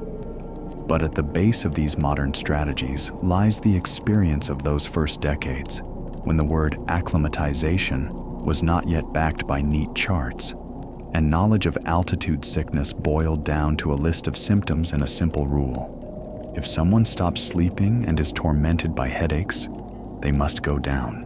No one was plotting oxygen saturation curves, but everyone could see how sleep at altitude became a barometer. The climber who could still drop into a few hours of relatively calm dozing at 6,000 or 7,000 meters was, at 8,000, reduced to tossing and turning, reacting to every flutter and gust. Nights became the main indicator of whether a person would survive a summit push or not. This focus on nights changed how climbers thought about equipment too. In the early 1920s, a tent was just something to keep off wind and snow, but by the 1950s, it carried a whole design brief. Keep the inside not only dry, but at least slightly warmer than outside, reduce freezing of the fabric, and stop condensation from turning into an ice crust. Special high camp sleeping bags appeared, along with liners and lighter, warmer down jackets that went over base wool layers so that people barely undressed at all at night, avoiding any loss of heat. Though these improvements rode on the back of a growing outdoor industry, the demands they had to meet still came from the same nights spent in soaking canvas and heavy wool on the North Ridge. Today, cultural memory of those early Everest nights lives not only in scientific papers and club reports, but also in stories, books, and essays that dwell less on altitude records and more on everyday details. Wet mittens above the primus, a rim of frost by the pillow, the faint smell of kerosene, the heavy wool sweater someone slept in, knowing it might be frozen stiff by morning. Such details make distant history almost tangible. You can practically feel that air with half the oxygen, hear the night winds roar, and imagine how hard it was to close your eyes, knowing that how you pass this night will decide not only tomorrow's success, but whether you come back at all. That is why the early decades of Everest climbing are as much stories of nights as they are stories of summits. And finally, if this reaches you down here in your own room, this tale of bivouacs on Everest quietly becomes an invitation to see your own sleep differently. A warm blanket, solid walls, quiet outside the window, the ability to drift off without fearing the night wind against summit camps. All this looks less like comfort and more like outright luxury. Yet there is still something shared between those who close their eyes in frozen tents at 8,000 meters and those who fall asleep now listening to this. The desire to carve out, for a few hours, a small pocket of safety where you can hand yourself over to the night and wake up changed, a little more ready for the morning. In that sense, Everest and your room are closer than they seem, and sleep is one of the oldest, quietest ways to climb your own mountains. Looking back at that first era of Everest, from the reconnaissance trips of the 1920s to the first successful ascents in the middle of the century, it turns out those decades stretched across almost a third of a human life. While the mountains stayed above every plan and ambition, accepting and pushing away expeditions one after another, behind the dry lines about routes and altitudes lies a completely different timeline. A chain of nights in shaky tents where people learned to sleep in a place where the body almost doesn't know how to rest. And every time they went back down, they carried away not only memories of days on the slope, but also of those hours between one breath and the next, when the mountains seemed to lean in and look into their tents. You can imagine those nights layering over each other like thin, translucent sheets of cloud above the ridge. The first tent on the North Col, damp, rimed with frost along the seams, a thin mattress on an ice shelf. Then another, a little higher, with heavy oxygen cylinders by the entrance and a primus that keeps sputtering out, then flaring back to life. Higher still, a cramped shelter just below the summit, where two people lie shoulder to shoulder, and around them there is only night, wind, and the thin, snagged on the summit sound of their breathing. Stack all those nights together, and you get an invisible ridge, not of rock and ice, but of human exhaustion and stubbornness. In every one of those camps, whether it was an early British canvas tent or a later lightweight dome on the South Col, sleep was fragile and conditional. It was as if a person didn't quite go to sleep, but tried to strike a short ceasefire with the altitude. I'm going to close my eyes now, and you loosen your grip a little. Don't deepen my shortness of breath. Don't turn the wind into a hurricane. Don't rip out the guy lines. Sometimes the mountain accepted that deal, and sometimes it didn't. Then the night turned into a long, sticky wakefulness, where every rustle felt like the first sign of trouble. Whether someone dared to trust the night or not often decided whether they would manage to take another step upward the next day.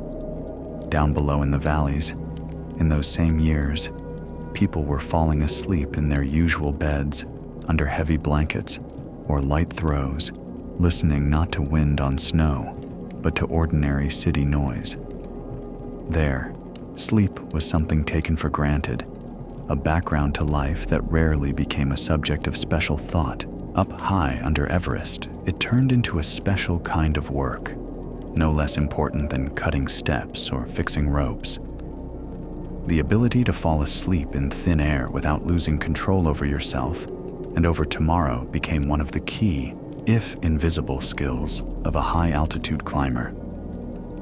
Every time these people crawled into their frozen sleeping bags, they were, in a sense, sitting a small exam in trust toward their team.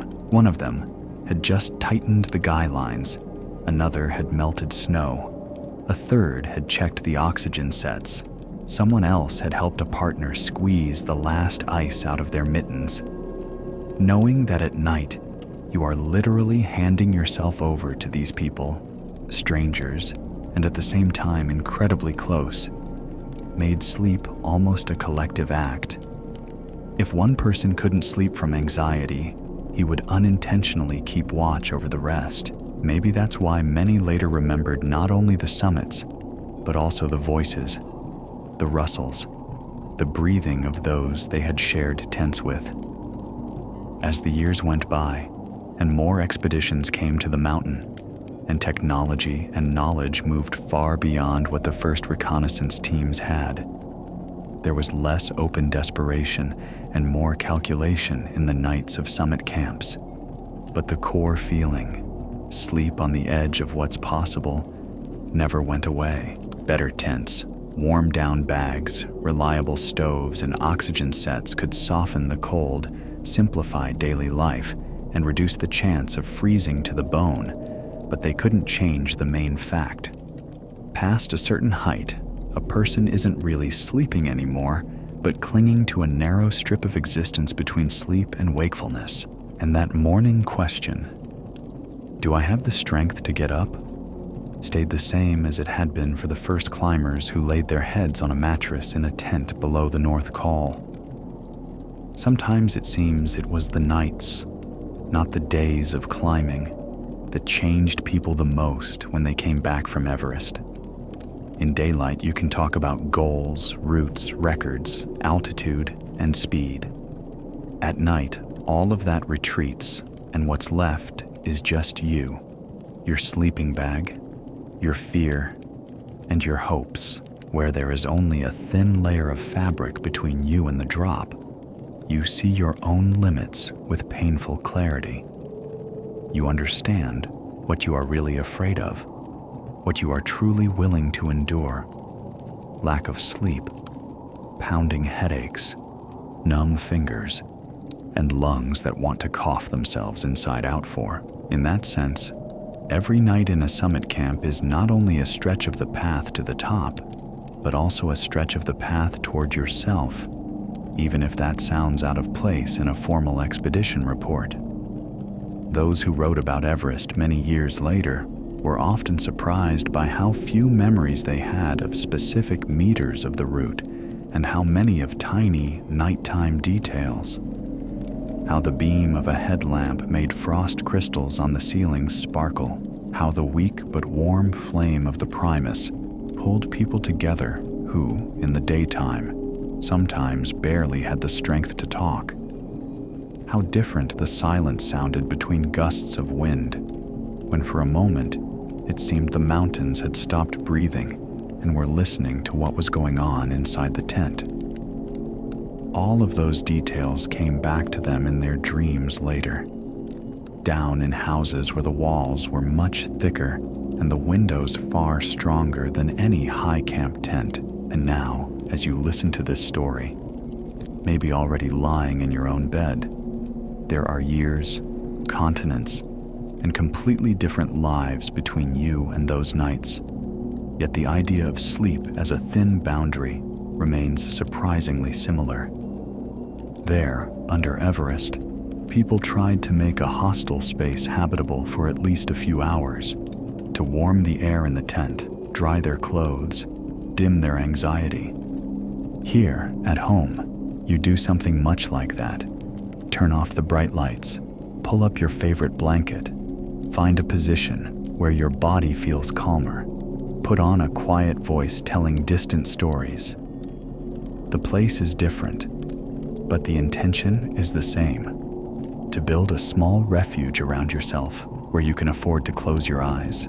The story of Everest's first climbers is not only about how people reached the summit, but also about how they learned to rest in a place where rest seemed impossible. About how, at 8,000 meters, they kept telling their bodies, just a little more, just one more night, just one more push. About how, coming back down, they rediscovered simple joys: a warm bunk, a solid wall, a quiet window with no wind howling behind it. And perhaps the main lesson to take from them is a careful attitude toward those simple things, towards silence, warmth, and the ability to sleep without fearing that the thin barrier between you and the world will suddenly give way. So now, as this story comes to an end, Everest remains where it has always been: cold, high, with its icy ridges and passes, but part of its history has already slipped into your evening, into the way you listen to tales of nights at altitude, into the way you can almost feel the faint rustle of tent fabric, into the way your breathing slowly settles. Let your summit tonight be nothing more than a good, deep sleep in a safe place, and let your walls be your tents. As for the mountains can wait. They know how to wait a long time, and maybe, at the moment you close your eyes, somewhere up there above the clouds, one more shaky tent on an icy ledge will creak softly in the wind and share this night with you a little more peacefully.